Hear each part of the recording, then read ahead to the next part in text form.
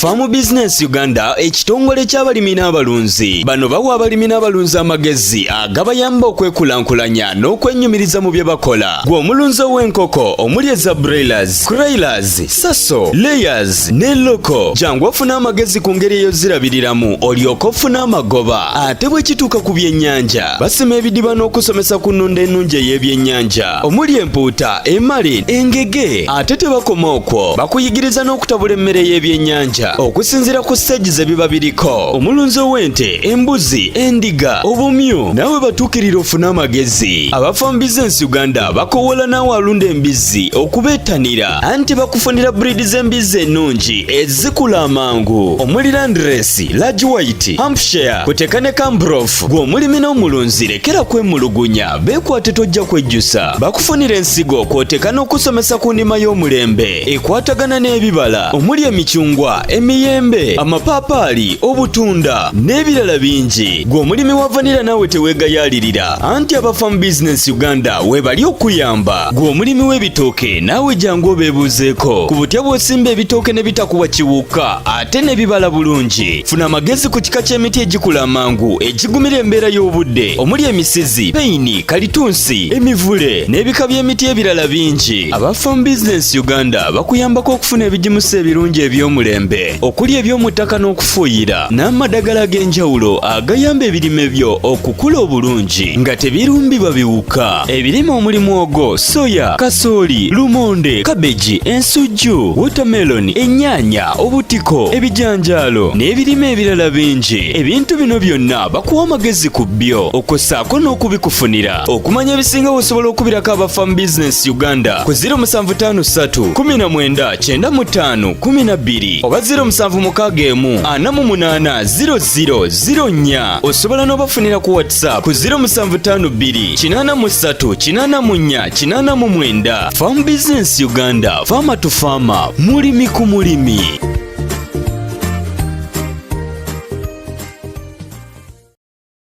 Bino byebimu ku bintu by'olina okugoberera nga ggwe omulimi alima kasooli. Ofunye otya akatale? Oba akatale okeetegekedde otya? Nina otera okugamba abantu abamu nti bw'obanga olima ekintu sooka oteekemu okubala. Kasita onaateekamu okubala ogenda kumaliriza nga ofunye ky'obadde tosuubira.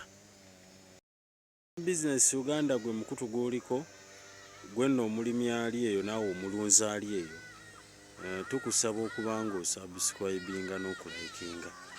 Kyekikulu ky'osobola osasula omukutu guno kubanga ffe tukuwa amagezi, ng'amagezi ago togasasulidde okuggyako data gw'oteekako, ate munnange ne tugattako n'ekyokubanga tukubuusa nga gwe omulimi naawe omulunzi ali eyo ali okubanga otulaba ate eri ali okubanga otuwuliriza.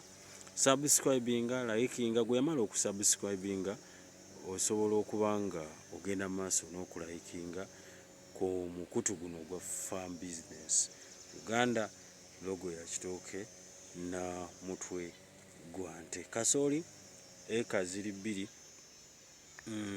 ze tulimu, kakuta kankoko kijimusa wuuyo kasooli waffe engeri gy'omulaba green yekka kyoli okubanga olaba empeke ziri 2 3 2 we watyo, era tujja kubanga tukulaga n'olw'ensonga eyo tulina kye twagala okwogerako olunaku olwaleero.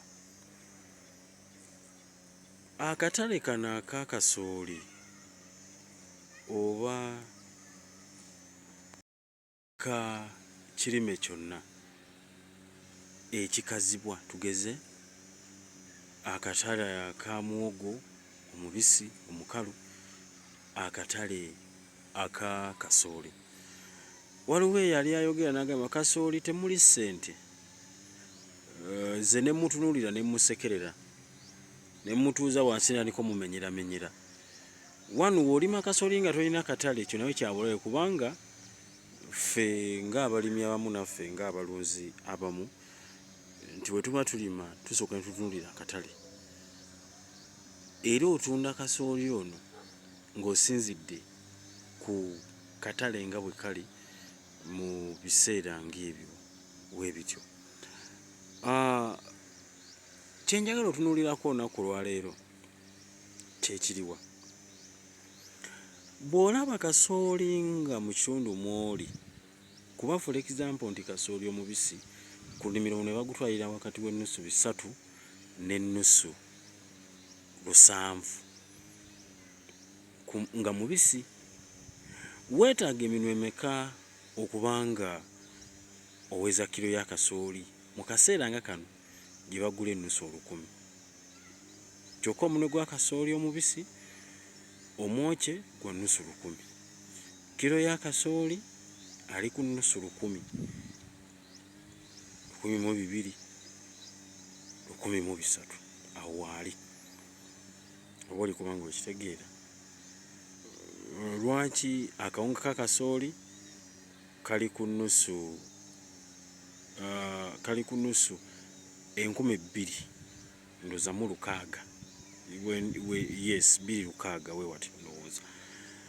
Kakati tusooke tutuuleko wansi gwali okubanga olaba farm business Uganda. Tusooke tutuuleko wansi tusooke tubazeemuuko. Weetaaga eminwe emeka okuweza kilo ya kasooli? Ate era weetaaga eminwe emeka weetaaga omunwe emeka okujja mu 1,000. Tubaze kale kyo tugibale ku nnusu nti ya nnusu 1,000. Tubale nti eminwe 4 gikola ekiro emu eya kasooli. Eminwe 4 gitegereka, eminwe kyategereka gibe eminwe wakati w'eminwe 6 n'eminwe 5. Ne kasooli yategerekeka eminwe 4 kisobola okuwa kiro. Oba oli kubanga okitegeera, eminwe 4. Kakati tuddemu tutuule tubaze ekibale kyaffe, ekibale ekirala nti nkongodde eminwe 4, eminwe egyo 4 gya nnusu, tugibalire ku nnusu 4 kale ku nnimiro. Kati eminwe egyo 4 ku nnimiro gigenda kuvaamu esente mmeka? Nti ennusu 1,600. Tekuliiko kunuula, tekuliiko kwanika, naye ogugwo gwa kugenda mu kungula. Kindeese ensonga eno nti abantu abamu bakubira essimu, nze kasooli taliiko katale.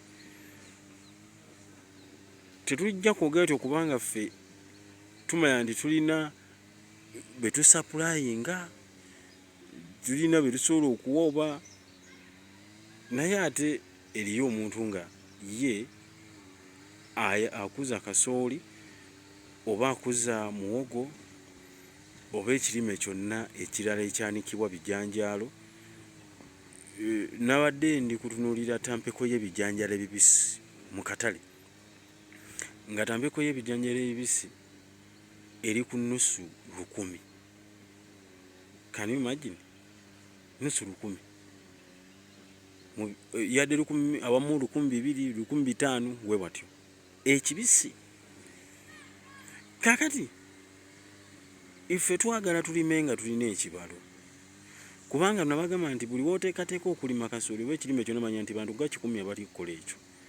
Abantu abateekateeka okusimba kasooli baba bangi era abatagetinza okumwanika baba bangi, oba ebijanjaalo oba muwogo oba ki. Kati tulina okuteekamu sayansi, gwe omulimi waffe ali eyo ali okubanga otulaba. Akataleko kali luddawa? Kasooli ono singa buli muno ogutunda ennusu 400 ekitone nnyo. Kwage nti wakati w'ebisatu n'olumeka n'ennusu 7. Kubanga oli agagenda gutunda ennusu 1,000, 1,500 muno gumu, kisinziira akatale bwa wakajja. Kasooli saa zino omwokye atandika ku nnusu 7. Kaliteekamuuko amagezi ogambe nti nze akaseera wano wendi mu kitundu kyaffe kasooli waffe bamutunda essente bwe ziti. Bamutunda essente bwe ziti mpitawa kubanga eryantomo nga time eno oli kutulaba naye nga tolina katale ka kintu ekyo kyolima waawe osobola kubanga okajja so oyinza obutabanga ffe kyobala nti iffe tulina obusobozi obusobola okukwata kasooli gwe tulina netumussa obuwunga netusaplayinga akawunga. Ekyokubiri nti bw'oba olimye kasooli ono mu bungi abagenda okubanga bamukugula osoga nti nze ngenda tunda kawunga kanzise ekyuma kigenda kusaba ennusu 2 okukubira akawunga ako ennusu 2 ebya Uganda gwe bali okugulako ennusu 1,000 ewammwe eyo abasuubuzi ku bbeeyi y'omusuubuzi ennusu 1,000 akawunga ka 2,500 kitegeeza nti kasooli ono ebisatu bino bibale transport buli kiro gavumenti ogitwala ku kyuma ennusu 3 yogera n'amasomero gula obukutiya oyogera n'abamaduuka osese obungu obwo bupakire osaplayinge mafakitole osaplayinge amasomero oba abamabizinesi nga abamaduuka we batyo ojja genda okumaliriza nga ofunye mu kulima kasooli era nga ogaggawadde naye ng'okozesezza ki magezi. Amagezi kintu kikulu nnyo. Kasooli, lumo, muwoggo, bijanjaalo, soya osobola otunda ekijanjaalo ekibisi n'okijjamu ssente n'okusinga ekikalu wano nti wano tokitunze mu kiro tampeko ey'olukumi oba nice ey'ennusu 1,000 bw'oba osusiza bijanjaalo ebyo njagala nkuseseeko nti byo tebyeveera oba tebyekamula biba kikopo kitono nnyo mazima nga wawezi mpeke entono nnyo nga wawezezadde ekikopo aba oli kubanga okiraba nina kyenjagala okulengeza nti akatale tekakumalaamu kulinda kasooli ku mwanika oluusi oba bijanjalo kubyanika naye tageti nga mu kiseera ekyo nti ekintu ekyo kigula ssente mmeka bwe mba ndeese omuntu atema kasooli ono bwe ntumba nnimye eka 2 nga zino oli n'atemako eka emu ssente mpa mmeka ekyo kibale bwe mba eka 3 zennimye ez'ebijanjalo tujja kubalaga ku bijanjalo byaffe bwe mba nnimye ebijanjalo bino bwe mba nnimye ebinyeebwa bino nga sitadde maanyi ga kukaza kiro eri ku nusu kakaagoke nusu 7 naye bwe mba ntuze nnyo ebibisi ensawo eno bagimpa ssente mmeka ye kigenda kunneetaagisa kiro mmeka singa ebinyeebwa bino biba bikaze. Magezi bazanga akatale wa bwe kali mu kiseera ekyo kyenkukubiriza kikino nti osobola okufuna mu kasooli omubisi osinga omukalu ye osobola okufuna mu kasooli omukalu mu bijanja ebibisi osinga ebikalu ye osobola okufuna oba muwogo omukalu oba omubisi kuba kawunkamu bwe kali time eno ka 2,000 kali singa oba wamwanika nga totunze mubisi oba osaasaanyizza ssente mmeka n'obaza nti nusu 2 byakuseesa kawunga kano nze kandiringi n'abamaduuka bwongo bwokka. Ekyokubiri kino kyombadde saagenda kireeta kati nja kyogerako ndowooza oluvannyuma nti ndowooza nja kyogerako abalimyamu tuba tulima tutagetinga akatale akeewala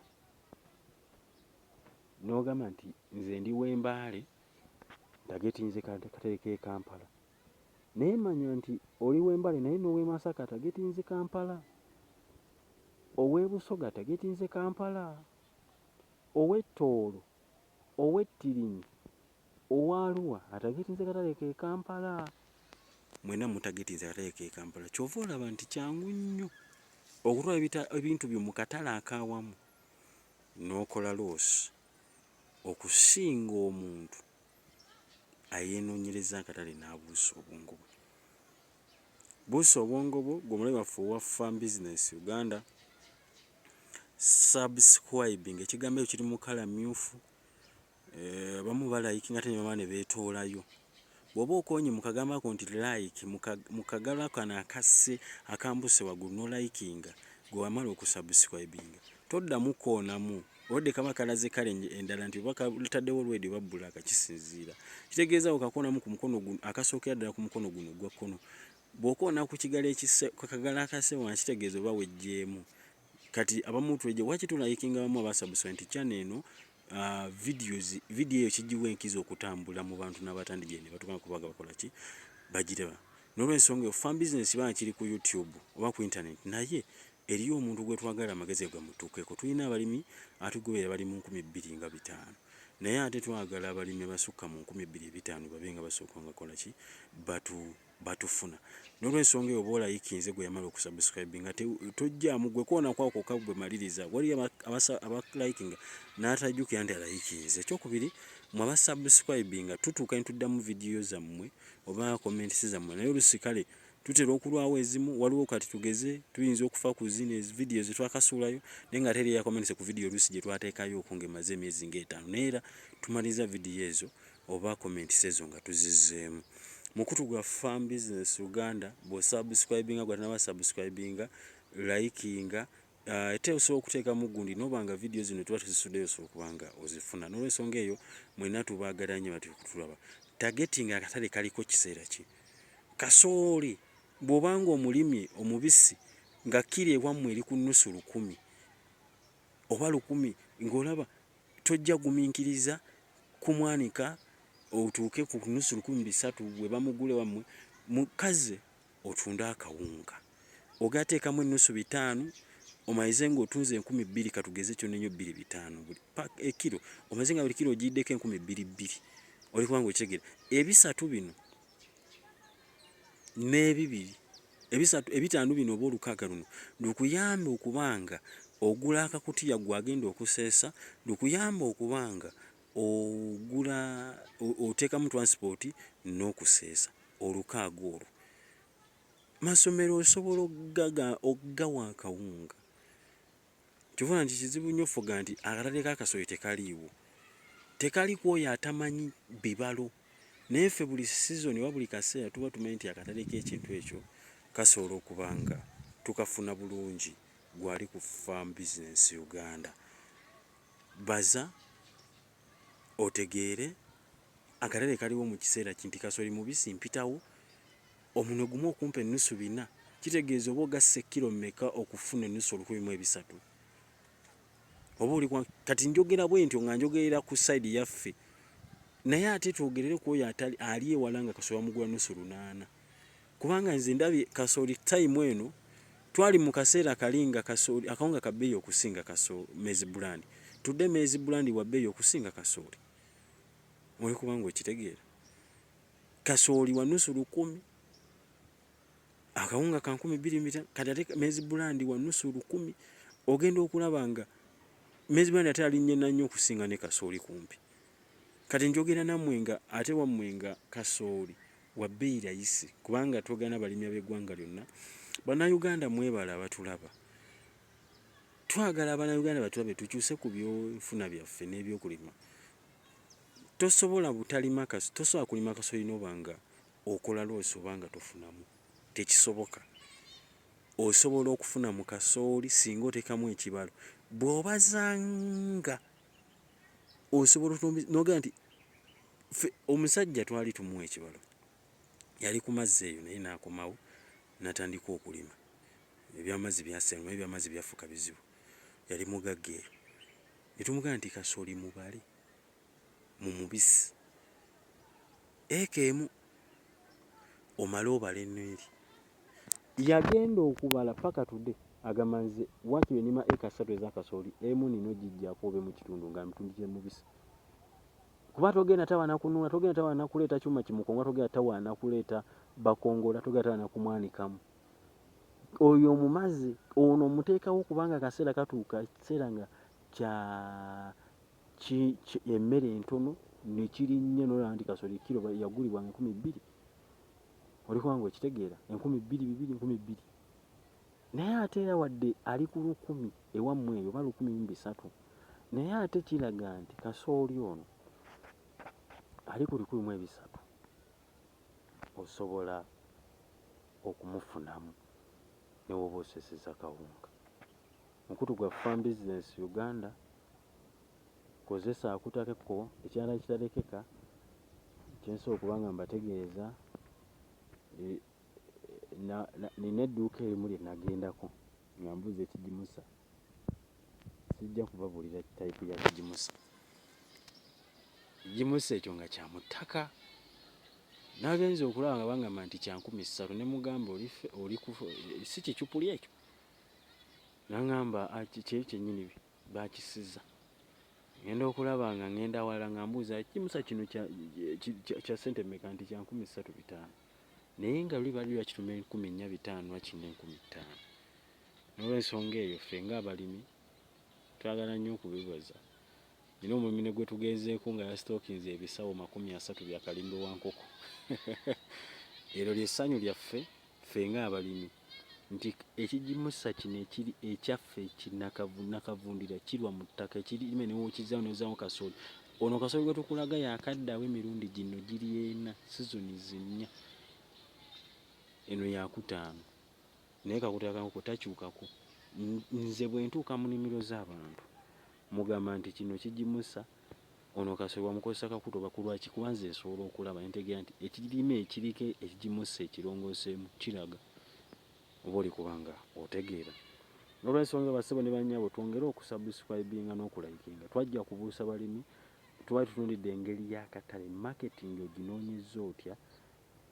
Nja kukomawo n'eruutu endala nti akatale marketing oyinza otya okufunira mu kintu kyo n'okusinga agenze e Kampala. Nkuwa ekibalo. Kasooli wuuyo. Farm Business Uganda kitongole ky'abalimi n'abalunzi, tukuwa amagezi ku nsonga ez'okulima ne ku nsonga ez'okulunda. Tweyambise tube nga tusobola okuteekerateekera ennimiro zo oba ne faamu yo okusetingira pulojekiti ey'okulima n'okulunda. Buli balimi boolaba kuno bakkiriza okubeera under Farm Business Uganda. N'abamu bangi abatalabikira mu kamera, naye nga mu kaseera akajja mu maaso tujja kubanga tubalaba bulungi ne bye bakola. Bano balimi waliwo ekibuuzo kye tugenda okubabuuza mu maaso kaawo, era nga tujja kubanga twongera okubanga tuwuliziganya. Farm Business Uganda, farmer to farmer, mulimi ku mulimi.